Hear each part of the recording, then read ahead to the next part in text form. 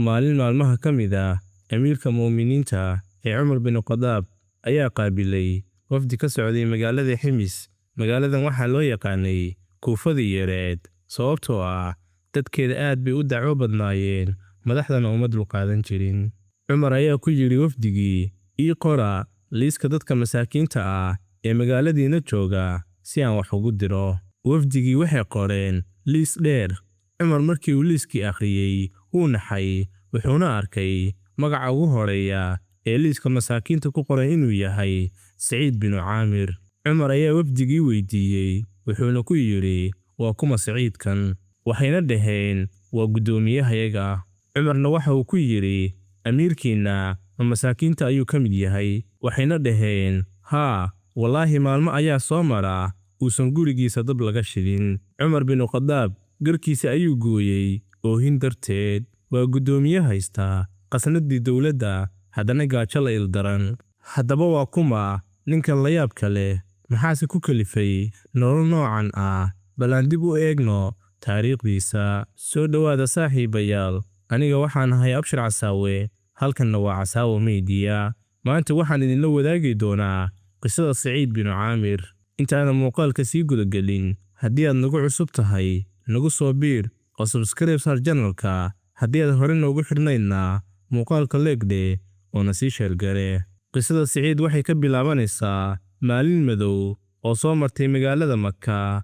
Waana maalintii Quraysh ay tiirka ku xirtay saxaabiga weyn ee Qubayb si ay u dilaan. Saciid xilligaasi ma ahayn Muslim, waxa uu ka mid ahaa dhalinyaro daawanaysay siday wax u dhacayaan. Wuxuuna arkay Qubayb oo si degan u tukanaya 2 ragcadood. Wuxuuna maqlay Qubayb oo habaaraya Qurayshta isagoona leh, Allahayow mid u tiri oo lay, midna ha ka reebin. Marka warankii lagu dhuftay ee hilibkiisa la jarjaray, Abu Sufyaan ayaa weydiiyey Qubayb, wuxuuna ku yiri, ma jeceshahay in Maxamed booskaaga uu joogo, adigana aad nabad ku joogto gurigaaga? Jawaabtii Qubayb waxay ahayd mid Saciid qalbigiisa gubtay. Qubaybna waxa uu yiri, wallaahi ma jecli in gurigayga aan nabad ku joogo. Nebiga naxariis iyo nabadgelyo korkiisa ha ahaatee oo xitaa qodxi ay muddo. Saciid waxa uu arkayay markii Qubayb ay nafta ka baxaysay isagoo dhoola cadaynaya. Muuqaalkaasna weligiis kama go'in.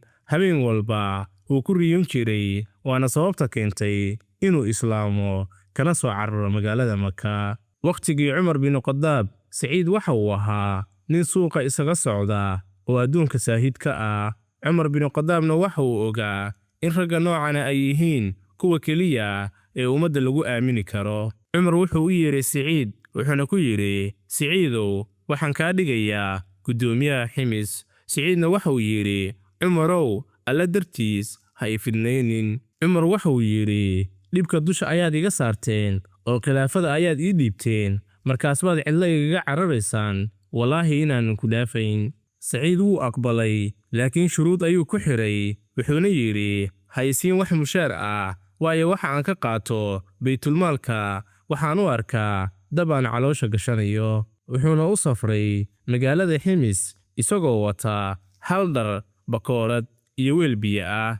Dadkii Ximis waxay filanayeen guddoomiye wata fardo iyo ilaalo, laakiin waxay arkeen nin u eg darwiish. Muddo kadib, Cumar ayaa booqasho ku tegay magaalada Ximis. Wuxuuna isugu yeeray dadkii, wuxuuna ku yiri, maxaad ku haysataan amiirkiina? Waxay soo bandhigeen 4 dacwadood oo aad u culus. Saciidna wuu aamusnaa isagoo madaxa hoos u haya.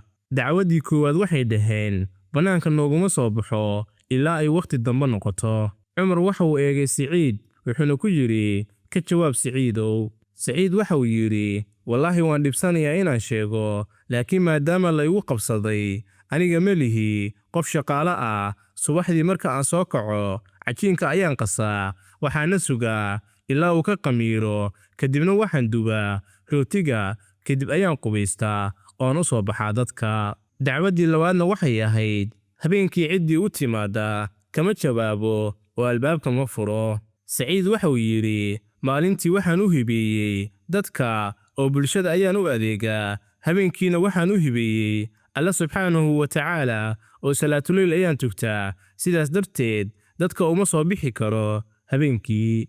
dacwaddii saddexaadna waxay ahayd bishii hal maalin dadka ma arkaan gebi ahaanba. Saciidna waxa uu yidhi, amiirkii mu'miniintow, ma lihi dhar aan ka ahayn kanaan hadda xidhanahay. bishii mar ayaan dhaqaa, waxaana sugaa ilaa uu ka qalalo, markaas ayaana soo baxaa casirka dabadiis. Cumar wuu ilmeeyey markii uu maqlay in guddoomiyihiisa uusan lahayn dhar uu ku beddesho. dacwaddii afraadna waxay ahayd mararka qaar isagoo fadhiya ayuu miir daboolmaa oo uu maqnaadaa. Cumar bin Khadaab waxa uu ku yidhi, maxaa kugu dhaca Saciidow? Saciid waxa uu yidhi, markii aan xasuusto maalintii Qubayb la dilayey anigoo mushrik ah oonan u gargaarin, waxa aan isdhahaa alla kuuma dhaafiyey dembigaas oo ah inaadan u gargaarin. markaas ayaana cabsida alla darteed miirka uu igaga tagaa. Cumar bin Khadaab ayaa kor u qayliyey, wuxuuna yidhi, alxamdulillaah, alla ayaana i hoojin saadaashaydii aan ninkan ka qabay.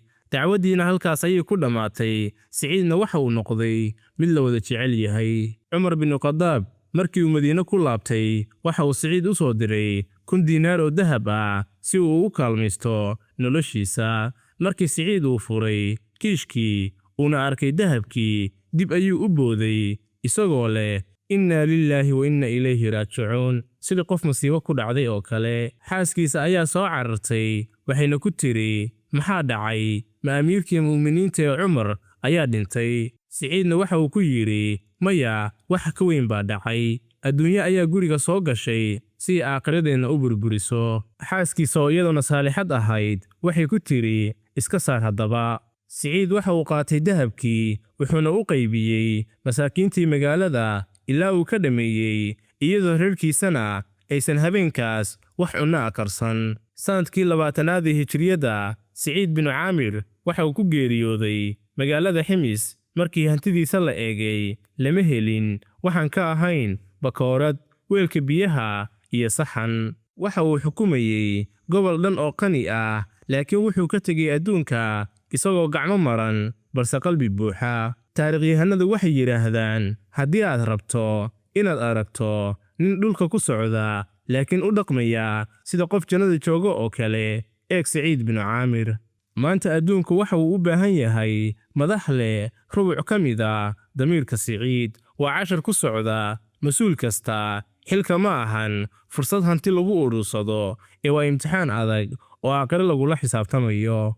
allaha ka raali noqdo Saciid bin Caamir. fadlan daawade, haddii aad ka heshay qisadan quruxda badan, fikirkaaga ku aadan qisadan noogu reeba qaybta kommentiga. haddii aad tahay saaxiib nagu cusubna, nagu soo biir oo subscribe sar channelka. haddii aad hore noogu xirnaydna, muuqaalka leegdhe oona sii sheergare si ay u gaaraan saaxiibo badan oo adigoo kale ah oo qisooyinka jecel. sidoo kale haddii aad jeceshahay qisooyinka nebiyada, waxaan kuu diyaariyey dhammaan qisooyinka 25 nebi ee qur-aanka lagu sheegay, waxaadna ka heli doontaa channelka.